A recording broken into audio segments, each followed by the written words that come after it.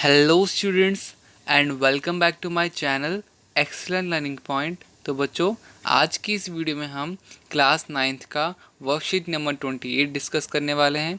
बच्चों, ये जो आपका सब्जेक्ट है सोशल साइंस है और यहाँ पर ये चैप्टर 4th ज्योग्राफी का क्लाइमेट चैप्टर से लिया गया है। ठीक है, तो देखो ये चैप्टर हमने ऑलरेडी डिस्कस कर रखा है, पूरा फुल एक्सप्लेनेशन की वीडियो बन रखी है। तो हम सीधा क्वेश्चन आंसर्स पे आते हैं। ठीक है, तो क्वेश्चन आंसर क्या है बच्चों? आपके लिखा हुआ है सबसे पहला क्वेश्चन आपका, what is El Nino, E El Nino, what is its effect. E El Nino क्या होता है बच्चों और उसका इफेक्ट क्या है? तो देखो इसका आंसर आपका होगा ये, the phenomenon of periodic development of a warm ocean current along the coast of Peru as a temporary replacement interval of 2 to 5 years of cold prevalent current during Christmas is called El Nino। तो बच्चे क्या होता है E El Nino? तो basically एक तरह का फेनोमेनम होता है बच्चों। ठीक है, जो वार्म ओशन मतलब गर्म वायु धाराएं जो होती हैं, आपकी गर्म हवाएं जो होती है, तो वार्म ओशन करंट होती है। बेसिकली ये बच्चों कब कब आता है? तो ये साल में 2 से 3 से 2 साल के बीच में कभी कभार ई एल नीनो आता है। ठीक है, वापस से क्या चीज़ है? तो बच्चों ये एक आपका वार्म ओशियन करंट है। क्या है ये? वार्म ओशियन करंट है। ठीक है, अच्छा फिर उसके बाद क्या? अच्छा, ये नाम बता रखा है बच्चों की, it is a Spanish word meaning of the child refer. खैर ये किसी खास काम का नहीं है कि इसका नाम क्या है, ये लाइन आपको हटानी है, लिखना अब वहाँ पे है कि इसका इफेक्ट क्या करता है। ठीक है, ये बच्चों बीच वाली लाइन वापस बता रहा हूँ, ये वाली लाइन कुछ खास वर्ड नहीं, खास मतलब की नहीं है। ठीक है, तो आप इसे हटा देना। उसके बाद लिखा हुआ है कि इफेक्ट क्या करता है बच्चों, वो इफेक्ट क्या करता है? तो लिखा हुआ है यहाँ से, फिर आपको इफेक्ट का लिखना है कि the presence of El Nino leads to an increase in sea surface temperature and weaken of the trade winds in the region। तो बच्चों हवाओं को कम करने में ये क्या कहते हैं आपका, बेसिकली इसका काम होता है हवाओं को कम करना। तो बच्चों आपका जो आंसर होगा ये पूरा का पूरा आपको यहाँ पे पूरा पैराग्राफ लिखना है। जो लाइन कट करनी थी वो मैंने आपको कट कर दी, ये लाइन आपको नहीं लिखनी है, ये वापस कट कर रहा हूँ मैं, ये लाइन आपको नहीं लिखनी है, बाकी सारा आपका फर्स्ट का आंसर होगा। ठीक है बच्चों। Second question, why is there a huge difference in temperature during winter and summer season in Delhi as compared to Chennai? बच्चों बोला जा रहा है कि दिल्ली और चेन्नई का टेम्परेचर में इतना डिफरेंस क्यों होता है?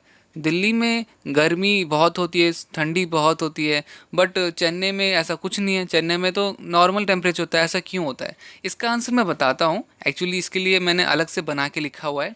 बट थर्ड वाला क्या है? थर्ड क्वेश्चन है आपका, write down the characteristics of winter season. Winter season के कुछ आपको फीचर्स बताने हैं। तो बच्चों तब आपको थर्ड में क्या आंसर लिखना होगा? आपको थर्ड में ये पूरा आंसर लिखना है, ये पूरा का पूरा। ठीक है, ये पूरे पॉइंट्स बना के आप लिख देना। ठीक है, 4-5 पॉइंट जो भी आपको अच्छे लगे वो आप लिख देना। ठीक है, तो it's occur during mid November to February, मतलब कि ये कहाँ कब आता है? तो ये नवंबर से फरवरी के मंथ के बीच में होता है। North eastern trade winds flow from land to sea. ठीक है, December and January are the coldest month in north India. तो जो आपका दिसंबर मंथ है, जनवरी मंथ है, वो बहुत ज़्यादा ठंड वाला मंथ होता है। ठीक है, फिर in north India a feeble high pressure regions develops. Weather is generally marked by clear sky, low temperature and humidity, and feeble variable winds. Temperature increases as we move towards south. For the most part of country is dry season, but some amount of rainfall occur only on Tamil Nadu। तो कुछ हल्की फुल्की बारिश तमिलनाडु में होती है। तो ये बच्चे कुछ फीचर्स आपको लिखने हैं। वैसे ये थोड़ा सा इतने हैं आपका, अराउंड 8 to 9 पॉइंट्स हैं। आप कोई से भी जो आपको 5 पॉइंट अच्छे लगे वो 5 पॉइंट इसके लिख देना। ठीक है, तो फोर्थ क्वेश्चन है बच्चों कि there is huge variation in weather condition in monsoon, justify this statement in context of India. तो बच्चे इंडिया को रिलेट करते हुए हमें बताना है कि जो मानसून है वेदर की वेरिएशन किस किस टाइप की है। देखो सेकंड और मुझे कौन से आंसर बताने हैं आपको, एक ये सेकंड का क्या होगा और फोर्थ का क्या होगा। फर्स्ट और थर्ड का तो मैंने आपको बता दिया। फर्स्ट और थर्ड में आपको क्या करना है? फर्स्ट वाले में आपको ये वाला पार्ट लिखना है, सिर्फ इस वाले लाइन को छोड़ करके, ठीक है, इस वाले लाइन को हटा करके, और ये आपका फर्स्ट का आंसर हो जाएगा। सेकंड के आंसर में क्या करना है सॉरी थर्ड वाले आंसर में क्या करना है, थर्ड वाले आंसर में आपको ये लिखना है, ठीक है, थर्ड वाले आंसर में आपको ये पूरे पॉइंट्स लिखने हैं, 5 कोई से भी, ठीक है। अब आते हैं सेकंड और फोर्थ क्वेश्चन पे। तो बच्चों सेकंड मैंने आंसर लिखा हुआ है, answer 2, Delhi is more far from the coastline than Chennai due to the influence of the sea in Chennai. The temperature remains the same throughout the year. While Delhi is away from the sea, it gets more heat in summer and more cold in winter. क्या क्या मतलब हुआ बच्चों यहाँ पर? तो देखो होता क्या है कि चेन्नई जो है समुद्र के काफ़ी पास में है। चेन्नई जो आपका पूरा एरिया है वो समुद्र के काफ़ी पास में है, जिसका मेन रीज़न यही है, जिस वजह से उसका पूरे साल भर में जो टेम्परेचर होता है सेम होता है, ठीक है, मीडियम होता है, मतलब ना ही ज़्यादा गर्म और ना ही ज़्यादा ठंडी। बट दिल्ली क्या है बच्चों, तो देखो क्या लिखा हुआ है कि Delhi is away from the sea, मतलब कि वो समुद्र से बहुत दूर है, जिस वजह से जो आपका रीज़न है यहाँ पर कि उस वजह से आपका गर्मी में वो बहुत ज़्यादा गर्मी होता है और ठंडी में वो बहुत ज़्यादा ठंडी होता है, ठीक है। तो आते हैं फोर्थ क्वेश्चन जो हमारा छूटा था कि to say that there is a monsoon climate across the country, but there is a difference at the local level. Some part of country receive more than 400 centimeter of rainfall. On the other hand, some Rajasthan and Leh have annual rainfall of only 10 centimeter.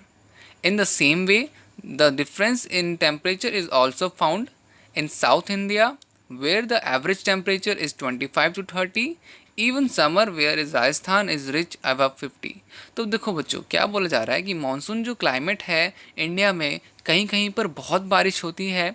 अब बहुत बारिश जैसे कि आपका 400 centimetre rainfall होती है, और कहीं कहीं पर बच्चों उससे भी कम, ठीक है। तो कहीं कहीं पर बच्चों बाढ़ आने का चांसेस बहुत ज़्यादा होता है, और कहीं कहीं पे सूखा पड़ने का। दोनों ही सूरत में हमें मुश्किल ही पड़ती है। ज़्यादा बारिश हुई तो बाढ़ से हम दिक्कत होगी, अगर बारिश नहीं होगी, बहुत कम होगी, तो सूखे आने की भी दिक्कत है। तो ये चीज़ें थी। तो आई होप आपको ये सारा का सारा वर्कशीट समझ में आ गया होगा, ठीक है। तो बच्चों अगर वीडियो अच्छी लगी तो प्लीज़ वीडियो को लाइक करना, शेयर करना और सब्सक्राइब ज़रूर करना बच्चों। मिलते हैं नेक्स्ट वीडियो में, तब तक के लिए बाय बाय, टेक केयर।